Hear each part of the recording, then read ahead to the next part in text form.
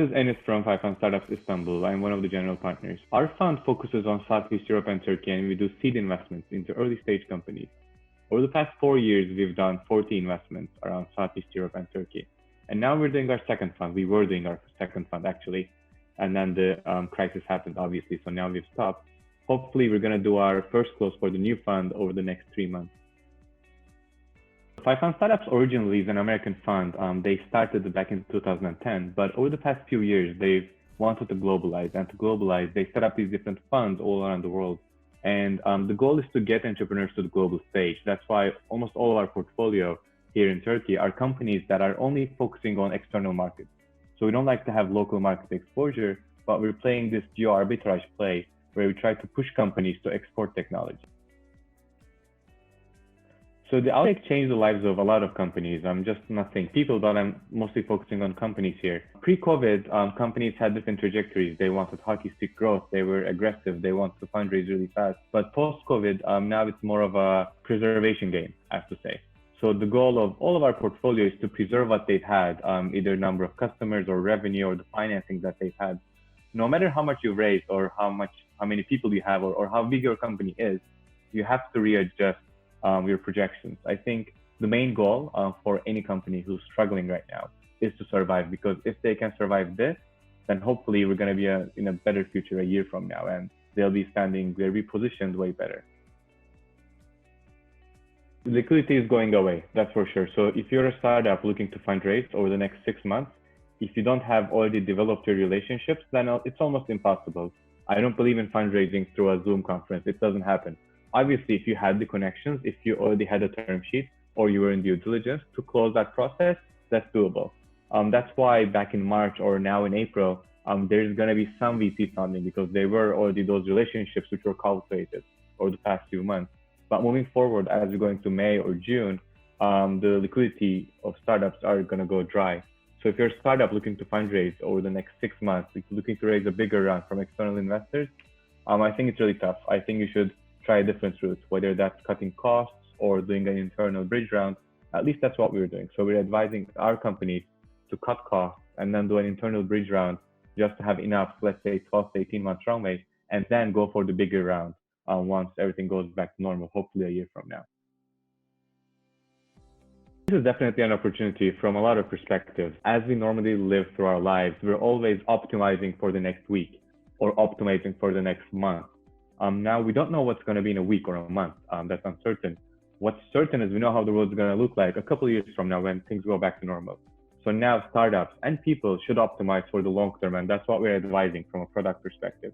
We're telling our companies that this is the time to build. So build something for 3 years down the road.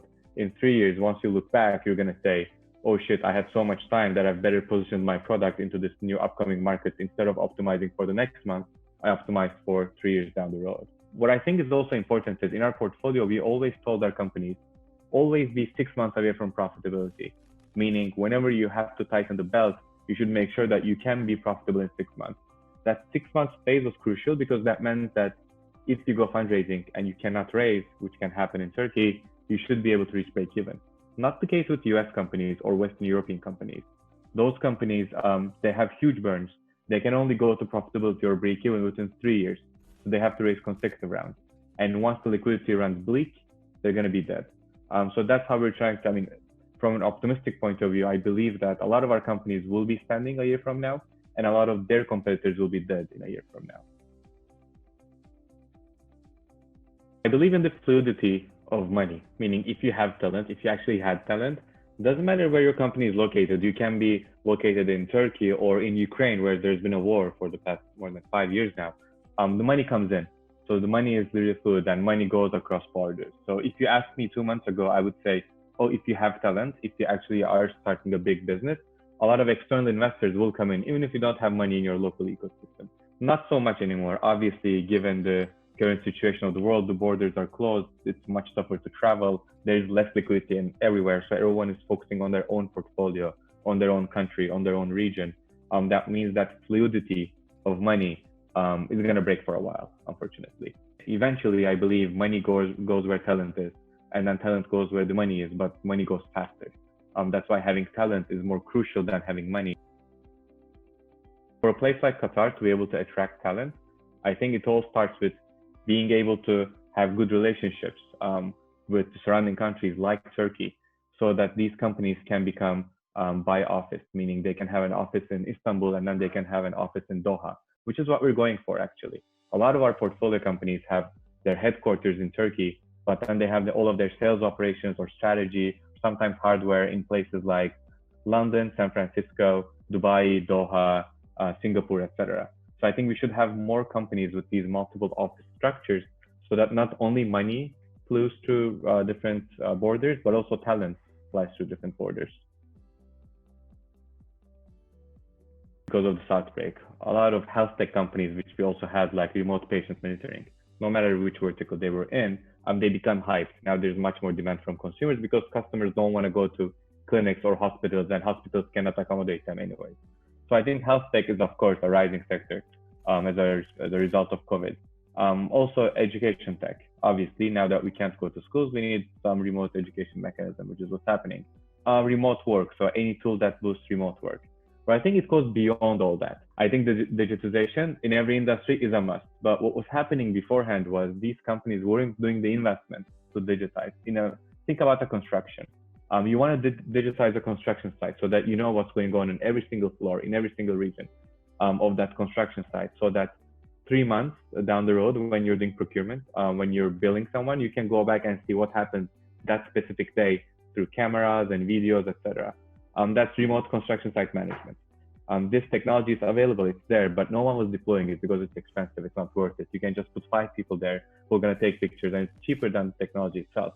Not the case anymore. So I think this crisis is going to accelerate the digitization of legacy industries, which includes construction, which includes factories, which includes robots for either delivery or automation within the factories. So I think as an entrepreneur, to be better positioned, no matter which market you're in, think about something which wasn't cost effective to do beforehand, which wasn't cost effective to digitize or automate. Now it will be cost effective to digitize and automate that. So we're going to see all of these legacy industries transforming digitally over the next 5 years, I believe. For us as a fund, our plan B was obviously postponing, and that's what we're doing. So, we wanted to have capital to be able to deploy in the portfolio and into new companies, but our plan B was, as the crisis outbroke, we can't do our first close, so let's postpone everything, which isn't a good plan B. From a holistic perspective, what we're doing is there's all these people with money, and then there's all these great entrepreneurs who are building stuff exponentially better than what the market gives to this money. And we're just an intermediary connecting the two. VC fund is just one channel. So having a fund, which is 10 years, put money, we do equity investments, we try to take 15% of a company, and hopefully in the next 10 years or so, in the next 5 years or so, they're going to exit and we're going to return the capital. That's one channel. But the problem is much bigger than that. There's so much more money willing to come in, and there's so much more entrepreneurs willing to absorb money, maybe not in this structure. So what I try to do as a plan C, plan D, plan E for my life is be able to understand what different channels can I create between where the money is and where the money should go to, so that I wouldn't be only offering a VC fund, which is a really rigid structure. You can only take a limited number of investors. There has to be a minimum amount, which is not that small. It has to be equity investing, which means it's actually really long-term, it's patient capital almost. So I try to look to different ways that I can actually create channels. As for the portfolio companies, some companies reacted really fast, especially the ones that were in travel or retail. Good examples are HoReCa, so hotels, restaurants, and cafes. They were impacted so fast that they had to act fast. They cut people. They had some layoffs. They rethought their business model to be able to adapt to the new circumstances, because their circumstances are going to be bad for the next year, maybe 2 years. It's tough to change that. So now they're trying to understand what different problems can they solve within this industry, or how can they better position the product to be applicable to another industry. But some companies didn't react that fast. Actually, some of our companies, as the crisis outbroke, they thought that things are going to stay normal. They thought that they can at least stay flat so that they're going to float easily. But now they saw that there's a lot of churn, so they're losing customers. And then there's a huge accounts receivable problem. They're not able to collect the money that they had or that they've already invoiced for. Either sooner or faster, they are taking measures, but the ones who took the fastest measures were the ones that were impacted immediately with it. How they say after 9/11, travel was never the same again. I think after COVID, health is never going to be the same again. The way we view health, the way we monitor our own health, the way the government either pays for our health or gives us insurance, the way the large insurance companies actually give insurance to people, or how much of the government's budget is actually allocated to either growing the health facilities or maintaining them or digitizing them. All of that are going to change forever, hopefully. If you look into countries like the US, where the health system is broken, it has been broken for a century now. There's a huge conflict of interest between the health giver, health taker, and the payer. And then there's all these insurance companies. There's all these conflicts of interest. So all of that hopefully will change over the next decade or two. And COVID ignited that. Putting health aside, I think life is going to go back to normal really fast. I'm really optimistic about that. I think there's going to be huge liquidity in these markets because countries are putting in hundreds of billions or even trillions of dollars into the market. And that's going to accelerate the adoption of technology because now even my grandma talks through Zoom. So we had this whole adoption curve that we had to go through maybe in the next 5 years. We went through in 2 months. It really accelerated the pace of the consumer adoption into technology. So I think there's going to be huge liquidity, faster digitization, more money in the market so that people can actually build stuff. Within our first fund, we invested mostly into Turkey. But with the second fund, we want to become more regional. We've done a couple investments in Southeast Europe, and then the next transition would potentially be to have some companies that either operate in MENA or started from MENA that came to Turkey. So with the second fund, we're going to be more operational, especially within Qatar, either in the form of fundraising for the fund or doing investments or pushing our portfolio companies to open shop there in Doha. So hopefully we'll have more ties within the markets and know more people there.